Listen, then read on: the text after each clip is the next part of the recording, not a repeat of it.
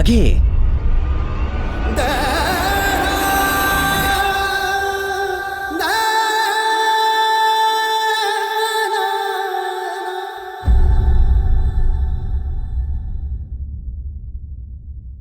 मुझसे रुष्ट हो गया पुत्र, मेरे पास क्यों नहीं आ रहा है?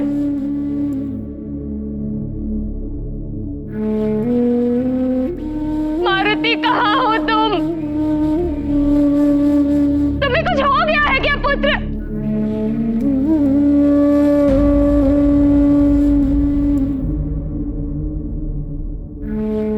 तुम्हारी माँ तुम्हारे पास आ रही है। रुक जाओ अंजना, उस ओर जाने से तुम संकट में पड़ जाओगी। आगे मार्ग नहीं है। ये क्या हो रहा है? मुझे कुछ समझ नहीं आ रहा। अवश्य ही मारुति को कुछ हो गया है।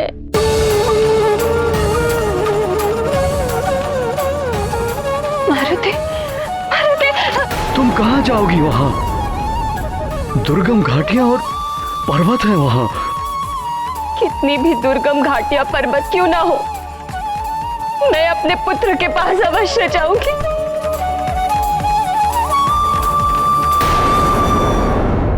जाने दीजिए मुझे, मेरा पुत्र है वहां। यदि मारुति वहां है तो वहां मैं जाऊंगा सैनिकों के साथ। तुम नहीं जाओगी।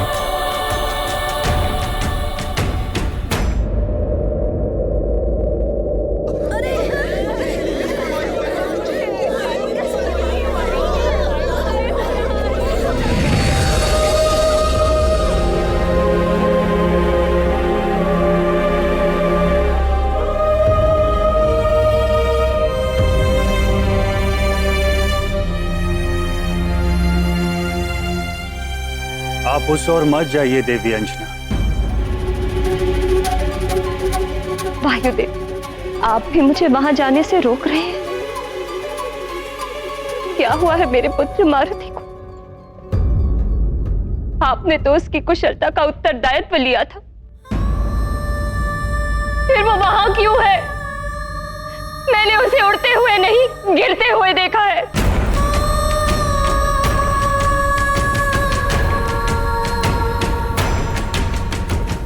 सत्य कह रही हूं वायुदेव,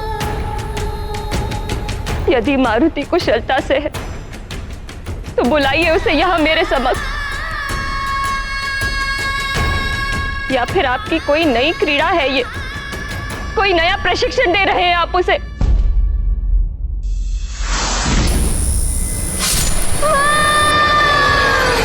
कैसे बताऊं मैं? क्या बताऊं कि मारुति नहीं नहीं।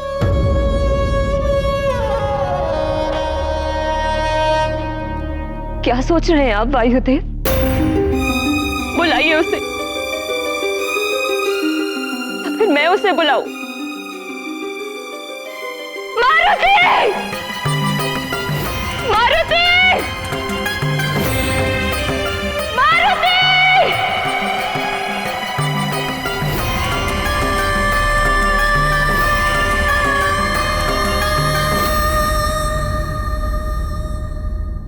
उत्तर क्यों नहीं दे रहा मेरा पुत्र?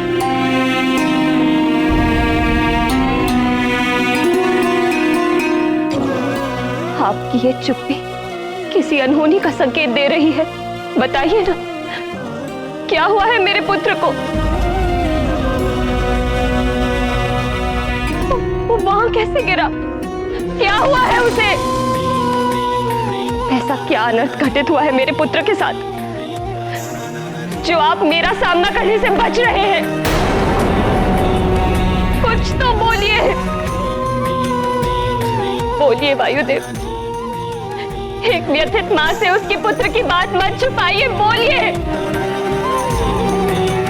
बताइए वायुदेव, आपको बताना ही होगा। बोलिए वायुदेव, कहाँ है मेरा पुत्र? बताइए मुझे।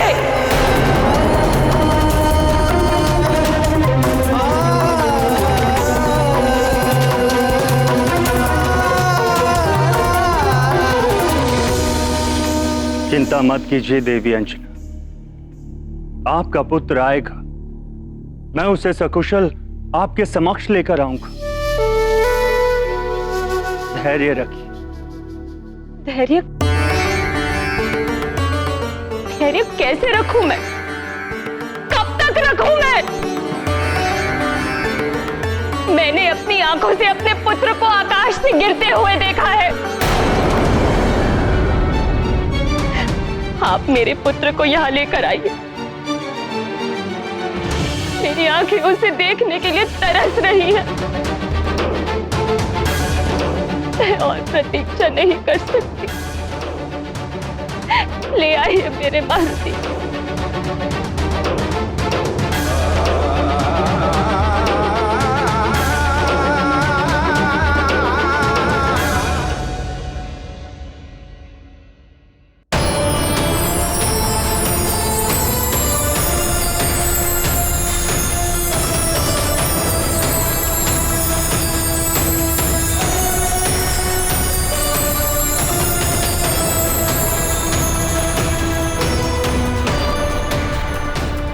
इस कमल पुष्प को आप अपने पास रखिए देवी। मैं आपके पुत्र को सकुशल आपके समक्ष लेकर आऊं।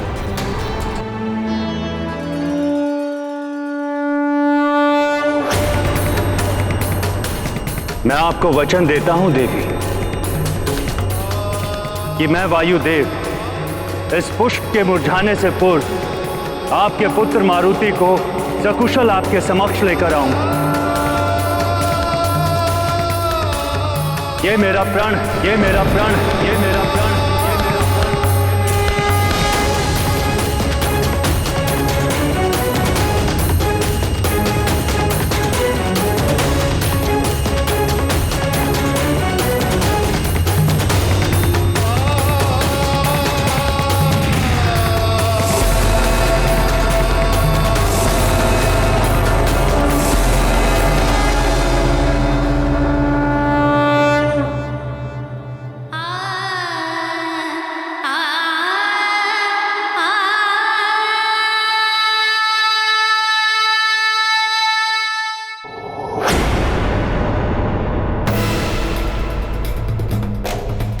वायुदेव, ये वायुदेव क्या कर रहे हैं? किस अधिकार से वो ये वचन दे रहे हैं उस बालक की मां को कि उसके पुत्र को वो सकुशल वापस लाएंगे?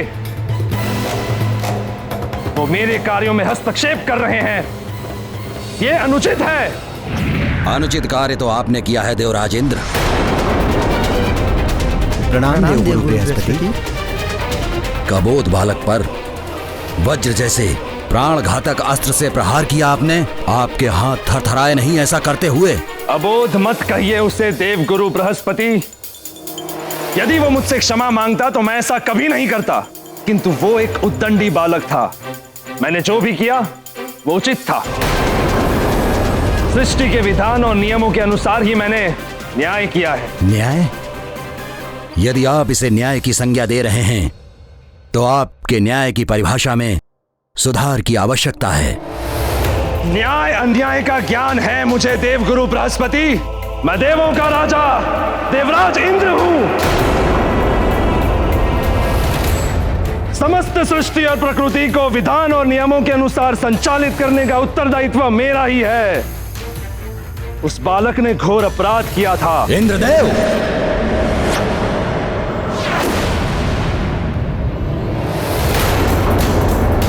अपराध के पीछे कोई आपराधिक भावना थी या नहीं? अपराध करने वाले की आयु क्या थी? इन सब को ध्यान में रखते हुए न्यायकर्ता को दंड देना चाहिए।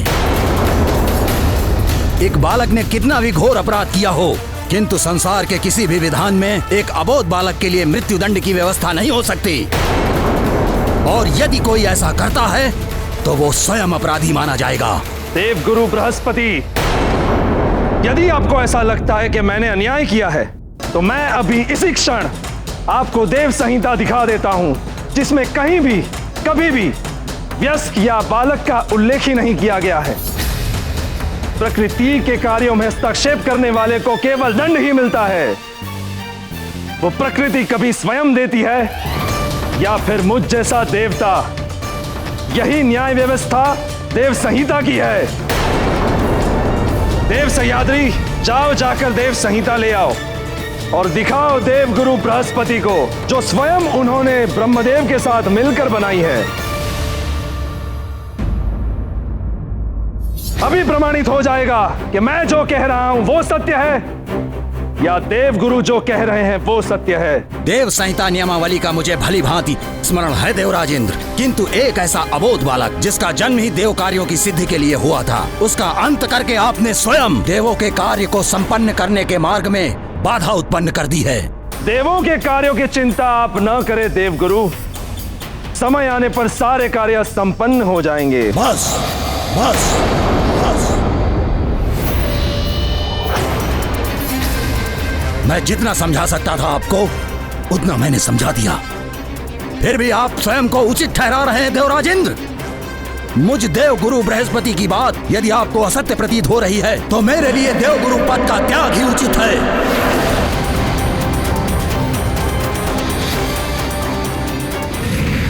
हाँ? देवगुरु तो रुष्ट होके चले गए। देवगुरु ने अपने पद का त्याग कर दिया। ये सब क्या हो रहा है स्वामी? देवों के राजा होकर भी इंद्र ने ऐसा कृत्य किया और उसे उचित भी ठहराया। ये देवों के राजा होने का ही अभिमान था प्रिय, जिसने देवराज इंद्र को दृष्टिहीन बना दिया, जिसके कारण उन्हें ना तो मारुति का अबोध बालपन दिखाई दिया और ना ही एक मां की अपने पुत्र के लिए पीड़ा।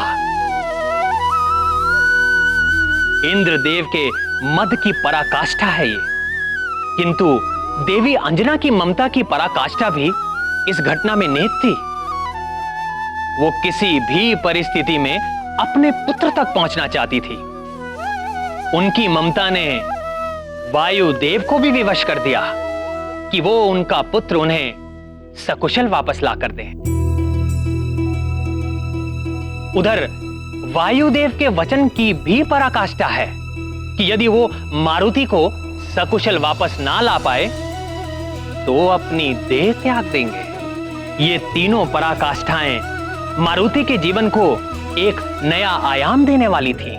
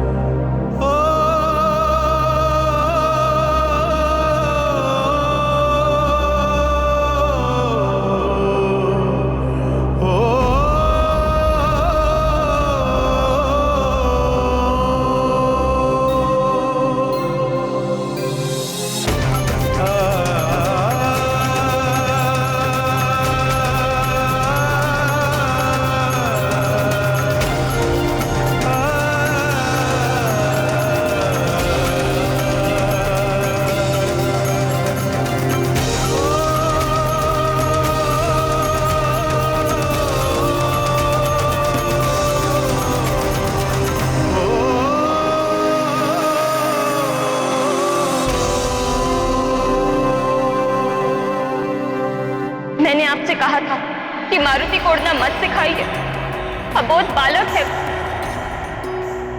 आप बस मेरे पुत्र को लौटा दीजिए मेरे मारुति को।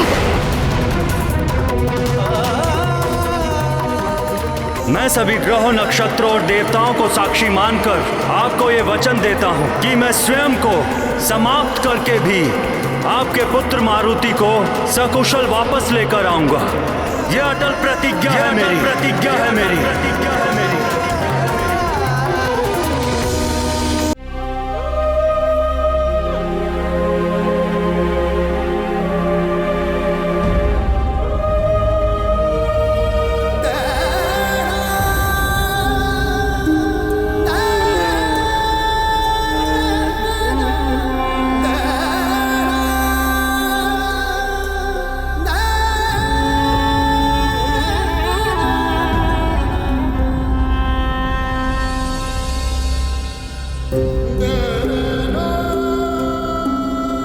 मारुति पुत्र, इस अनहोनी की मुझे कोई आशंका नहीं थी। मैं जो कुछ भी कर सकता हूं अवश्य करूंगा तुम्हारे लिए।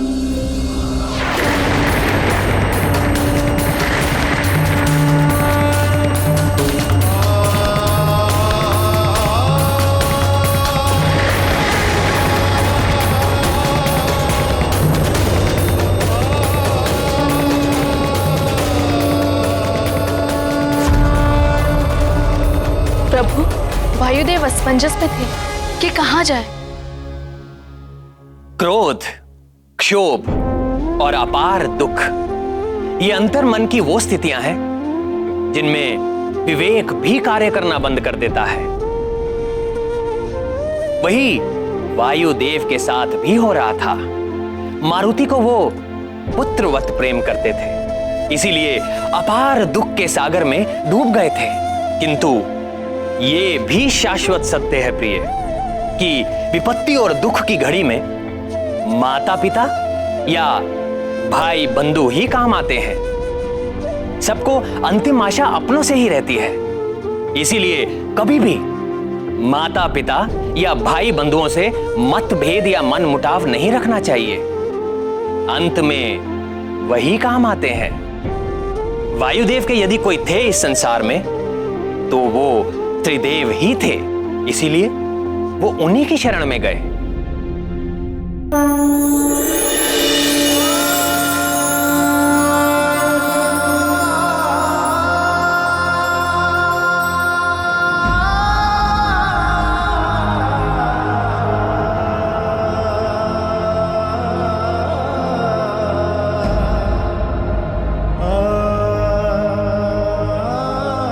हे जगत पालक श्री हरि विष्णु देव, हे जगत कर्ता ब्रह्मा जी, हे देवों के देव महादेव,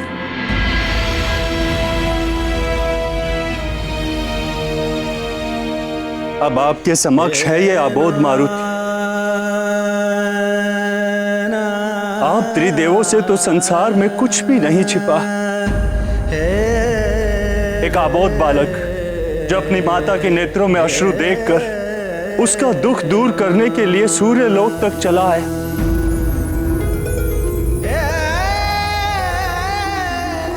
मारुति ने तो बालपन में सूर्य को अपना ग्रास बनाया, किंतु इंद्रदेव तो बालक नहीं है, जो उन्हें यह भी ज्ञान नहीं कि एक बालक को कितना दंड देना चाहिए।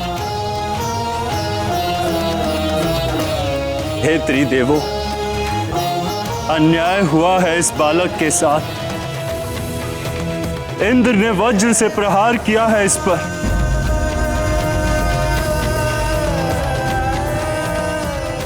प्रश्न उस वचन का नहीं है जो मैंने देवी अंजना को दिया है,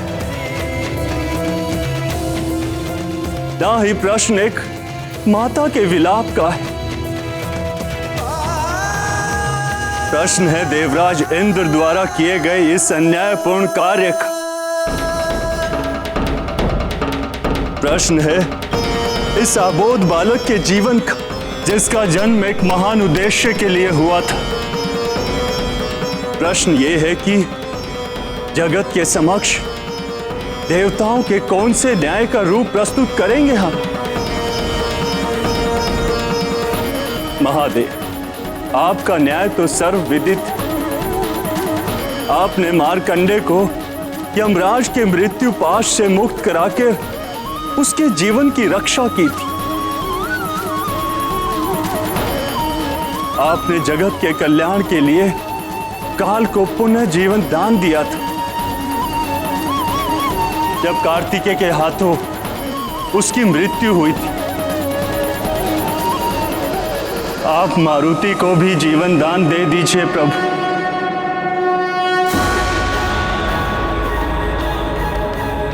पुनः जीवित कर दीजिए उसे, जीवित कर दीजिए मेरे मारुति को।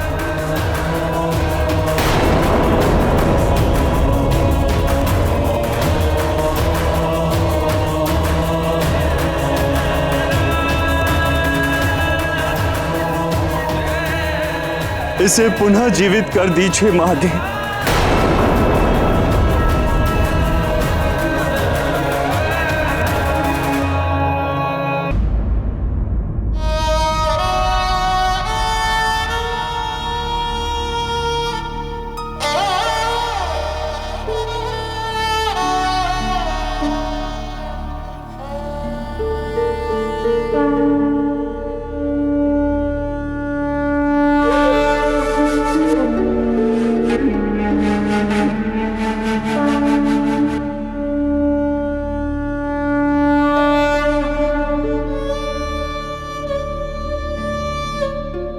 हे भोलेनाथ, हे करुणा के सागर, हे कृपा सिंधु,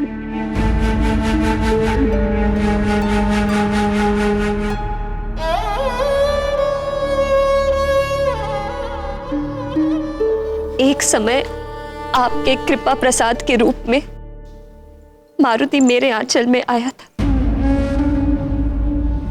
आज पुनः मेरा आंचल सूना हो गया है। इसे फिर से भर दीजिए भोलेनाथ।